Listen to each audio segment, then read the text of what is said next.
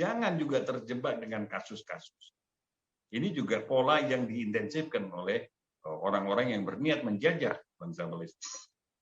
Kasus Syekh Jarrah adalah kepingan puzzle dari sebuah figura besar yang disebut dengan kolonialisme. Ini substansinya, ini dulu Palestina.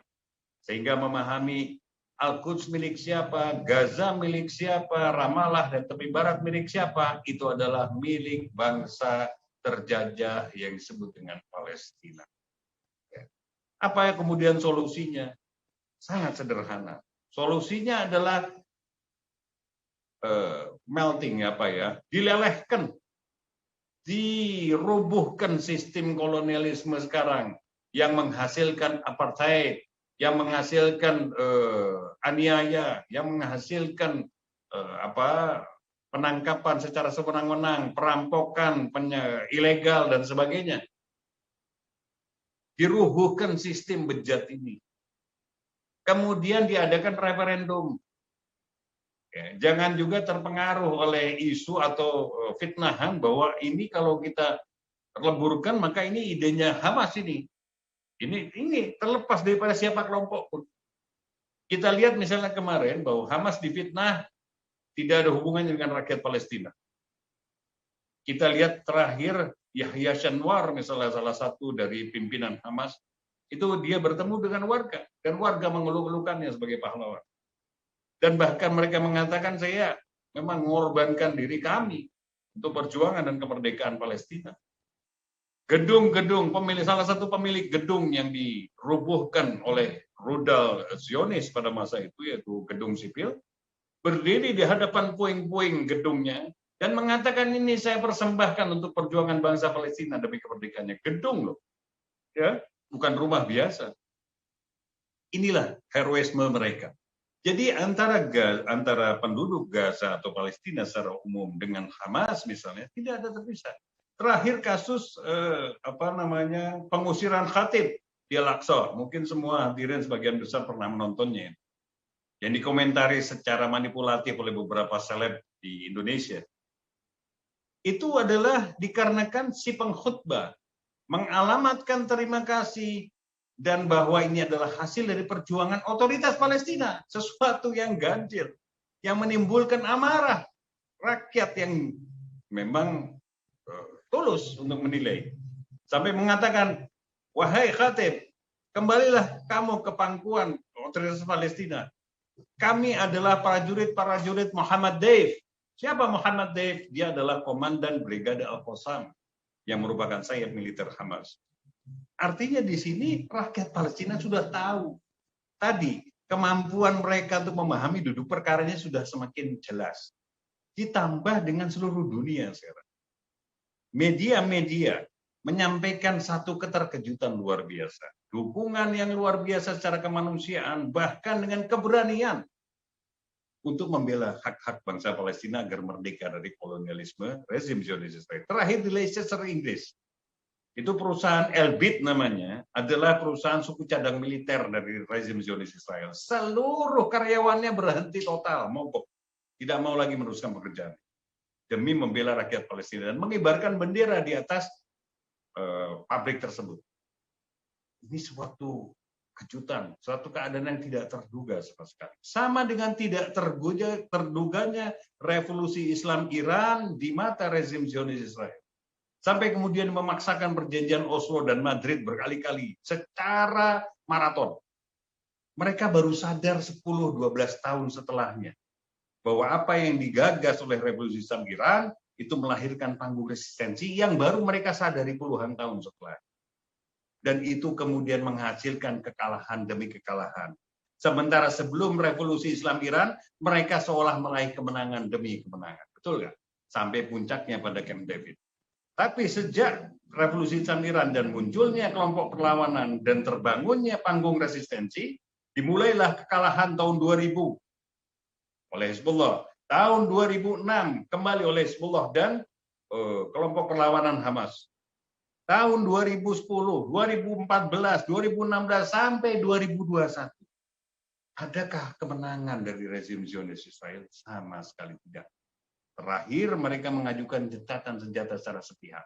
Di dalam dunia militer, ya peperangan, pengajuan gencatan senjata dilakukan oleh pihak yang kalah untuk menghindari destruksi yang lebih besar.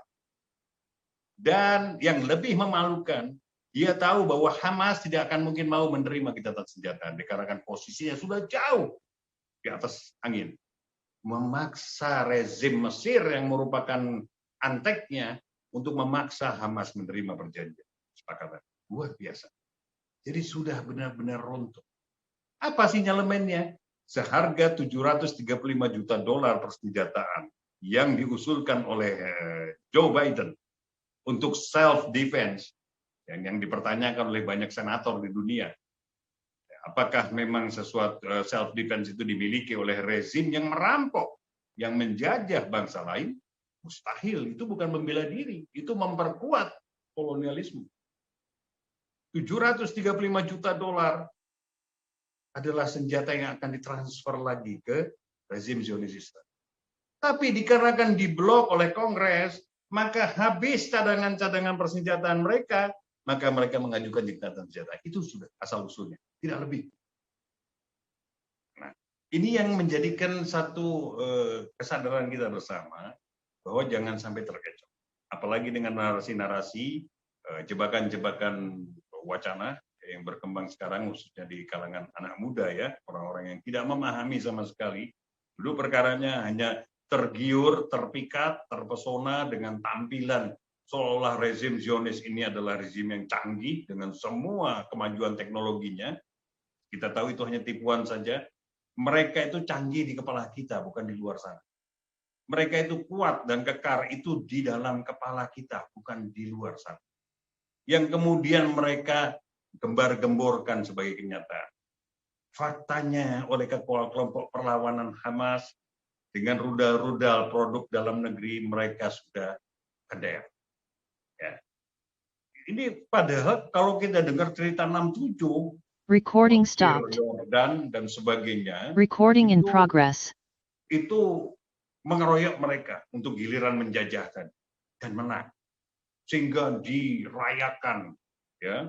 Dan ada istilah tahun 73 Yom Kippur dan sebagainya. Itu sebagai selebrasi mereka, ya. Mereka merayakan kemenangan-kemenangan itu sampai tahun 78 perjanjian Camp David, dan itu berhenti ketika revolusi Islam Iran. Kalau saya sebagai Muslim melihat bahwa revolusi Islam Iran terkait dengan Palestina, dan kita tahu sebelum revolusi Islam Iran isu Palestina sama sekali tidak masuk dalam gelanggang internasional, sangat marginal. Ketika revolusi Islam terjadi, dia tiba-tiba lompat ke tengah atau ke jantung persoalan masyarakat dunia. Sehingga kita lihat bagaimana bangkitnya mereka untuk bersolidaritas dengan bangsa Palestina. Jadi ketika sampai revolusi Islam Iran, itu di stop. Dalam perspektif saya sebagai Muslim, inilah yang disebut dengan makarnya Allah Subhanahu wa Ta'ala. Makaruhu wa makarullah, wallahu khairul makir. Mereka bermaksud berbuat makar, dan Allah membalas makar mereka, dan Allah ahli makar terbaik, sebaik-baik membuat makar. Ini bahwa revolusi Islam Iran adalah satu tembok raksasa yang menjedokkan kepala mereka, para zalim ini, ya, untuk berhenti, yang kemudian akan dienyahkan dari halaman sejarah. Saya termasuk orang yang yakin itu. Dan inilah satu perspektif, kata orang muda ini nggak ada kaitan sama isu agama. Betul bahwa ini bukan hanya perkara Muslim, itu yang lebih tepat. Tetap ada unsur agamanya di sini. Bahkan dalam perspektif saya sebagai Muslim, kemanusiaan adalah ciri dasar kita. Salah satu karakter kita eksis adalah karena kemanusiaan kita. Ini adalah fitrah kemanusiaan. Akan tetapi agama, khususnya Islam, itu diturunkan untuk menyempurnakan kemanusiaan kita. Innama bu'istu liutammima makarimal akhlak. Sesungguhnya aku diutus untuk menyempurnakan akhlak kalian. Akhlak termasuk dari penciptaan. Dan itu disempurnakan oleh agama. Sehingga saya sebagai Muslim akan jauh lebih sensitif daripada orang yang tidak menggunakan kepekaan agamanya terhadap bangsa-bangsa tertindas. Dan bukan hanya Palestina, kami juga marah, kami juga prihatin, kami juga bersolidaritas terhadap Venezuela misalnya, terhadap Korea Utara misalnya, yang didemonisasi oleh rezim arogan Amerika Serikat, terhadap negara-negara Afghanistan, ya, dan sebagainya, yang tidak ada kaitannya dengan agama mereka, tapi saya tetap menggunakan kesadaran agama yang justru menyempurnakan kemanusiaan saya. Itu mungkin sedikit provokasi saya ya terhadap diskusi ini, mungkin bisa kita kembangkan nanti di dalam diskusi tanya jawab. Demikian, walafu minkum, wassalamualaikum warahmatullahi wabarakatuh.